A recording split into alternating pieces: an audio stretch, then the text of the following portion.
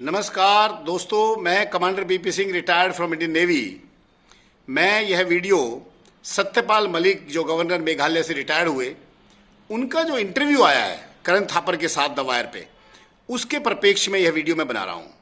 सत्यपाल मलिक जी ने जो बातें उस इंटरव्यू में कही हैं, उन बातों को सुन के सत्यपाल मलिक जी जो इतने सालों से कई फोरम पे जाकर के ये बोलते रहे कि नरेंद्र मोदी ने मुझसे ये कहा, मेरा नरेंद्र मोदी से झगड़ा हो गया, मेरा अमित शाह जी ने ये कहा और मेरे को 300 करोड़ तक की पेशकश की गई रिश्वत देने की, गोवा के अंदर बहुत ज़्यादा करप्शन था, बहुत सारे इन्होंने इल्ज़ाम लगाए कई अपने गवर्नरशिप के दौरान।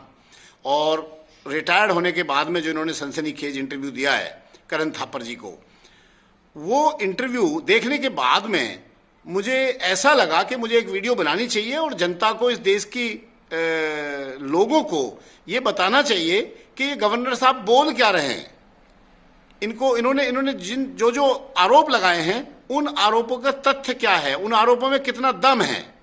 देखिए, ये इस तरह के शख्स हैं कि जिन्होंने 1974 से लेके आज तक भारतीय किसान दल, जो चौधरी चरण सिंह का था 1974 में, उस दल से ये एमएलए बने छात्र राजनीति से आकर के, और 10 साल उसमें रहने के बाद उस दल को छोड़ के, चौधरी चरण सिंह को छोड़ करके इन्होंने कांग्रेस ज्वाइन की और कांग्रेस में राज्यसभा मेंबर रहे, कई पदों पर रहे कांग्रेस में। और बोफोर्स का जब मसला आया तो ये वीपी सिंह के साथ चले गए और वीपी सिंह के साथ जाकर के उसमें राज्य मंत्री भी बने, कई पदों पर रहे। फिर ये भारतीय जनता पार्टी में आ गए 2004 में। आप ये देखिए कि 1989 में बीपी सिंह जी ने इनको अलीगढ़ से टिकट दिया, एमपी बने वहाँ से, बागपत के रहने वाले अलीगढ़ से जाकर के एमपी बने। और भारतीय जनता पार्टी में भी ये वाइस प्रेसिडेंट के पद पे भी रहे।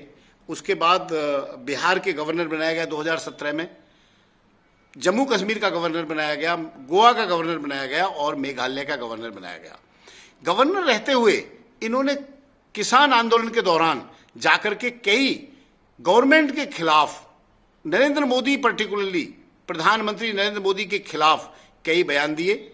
अमित शाह जी के बारे में कुछ बातें कही, होम मिनिस्टर जो पहले थे राजनाथ सिंह जी, उनके बारे में कुछ बातें कही, होम मिनिस्ट्री के ऊपर काफ़ी आरोप लगाए। 300 करोड़ रुपए की रिश्वत का एक केस इन्होंने उजागर किया। इन्होंने कहा मुझे 300 करोड़ रुपए तक की रिश्वत मिल सकती थी, जो अभी सीबीआई जांच कर रही है उसकी। और गोवा के गवर्नर रहते हुए इन्होंने करप्शन के बहुत लोगों पे चार्जेस लगाए। मैं आपको ये बताना चाहता हूँ कि आप ये देखिए सत्यपाल मलिक जी, आप 1974 में चौधरी चरण सिंह की पार्टी में एमएलए बने, उनको छोड़ करके आप कांग्रेस में गए, कांग्रेस को छोड़ करके आप वीपी सिंह के साथ गए, वीपी सिंह जी को छोड़ करके आप बीजेपी में आए, और इन सब पार्टियों में आपने भरपूर मलाई खाई। राजनीति में जो मलाई मिल सकती है वो मलाई आपने खाई। उस मलाई को खाते खाते अब आपने देखा कि बीजेपी ने मेरे को गवर्नर बना दिया, और गवर्नर के बाद में भी आपकी महत्वाकांक्षा ऐसी है कि आप अपनी राजनीतिक जमीन टटोल रहे हैं। राजनीतिक जमीन टटोलने के दौरान कई चीजें आप इस तरह की बोल रहे हैं कि जो कहीं स्टैंड नहीं करती हैं।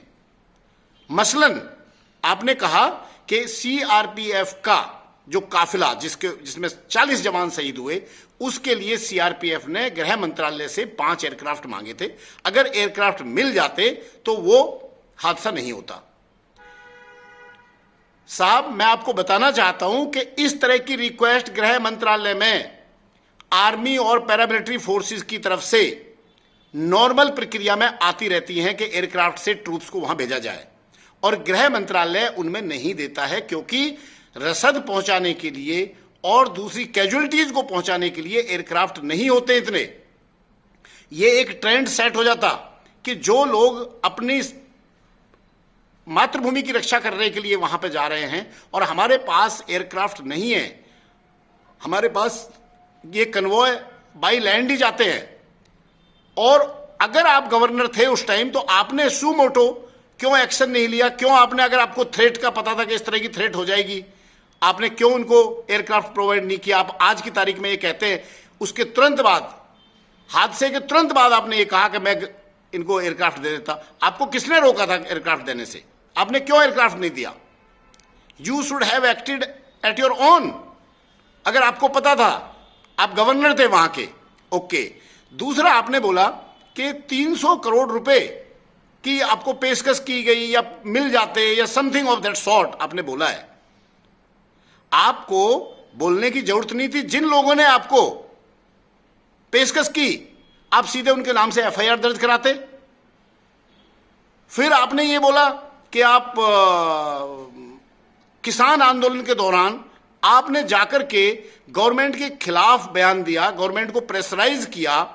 ठीक है, बहुत अच्छी बात है, आप किसान और अपने समाज के लिए काम करना चाहते हैं, परंतु आप इन किसान और अपने समाज को ये तो बताइए कि 1974 से लेके अपने समाज के लिए, अपनी जनता के लिए, अपनी कंस्टिट्यूएंसी की जनता के लिए आपने क्या किया?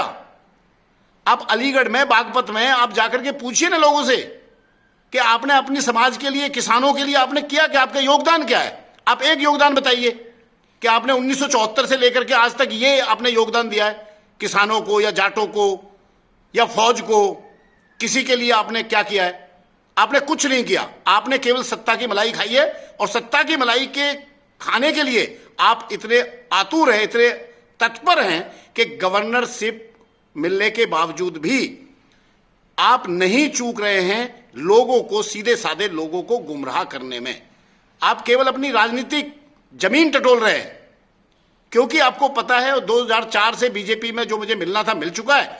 अब जो कुनबा इकट्ठा हो रहा है भारतीय जनता पार्टी के खिलाफ, जो बहुत सारी छोटी छोटी पार्टियां जिनके वेस्टेड इंटरेस्ट है, उनका लोगों से कोई लेना देना नहीं है। चाहे समाजवादी पार्टी हो, चाहे जयंत चौधरी हो, चाहे बिहार में लालू प्रसाद की पार्टी हो, ममता बनर्जी, इनको लोगों से कोई लेना देना नहीं है, इनको अपनी दुकान चलानी है। और आप अब उन लोगों को एकजुट करके वहां अपनी मलाई ढूंढ रहे हैं। बहुत ही शर्मनाक बात है ये कि आप इस तरह का, आपने क्या बोला इंटरव्यू में करण थापर जी के साथ में कि दादरी में आपने एक बयान दिया किसान आंदोलन में कि जब मैं नरेंद्र मोदी से मिलने के लिए गया तो मेरा 5 मिनट में उनके साथ झगड़ा हो गया, और झगड़ा होने के बाद में मैं सीधा अमित शाह जी के पास गया। अमित शाह जी को जब मैंने बताया तो उन्होंने मुझसे कहा, सत्यपाल, इस आदमी का दिमाग खराब हो चुका है। यह आपने इंटरव्यू, यूट्यूब के इंटरव्यू में भी बोला, आपने दादरी में भी बोला, और यह बोलने के बावजूद करण थापर के साथ जो इंटरव्यू आपका हुआ, आपने उसमें बोला कि इन शब्दों को मैं वापस लेता हूं। यह नहीं हुआ।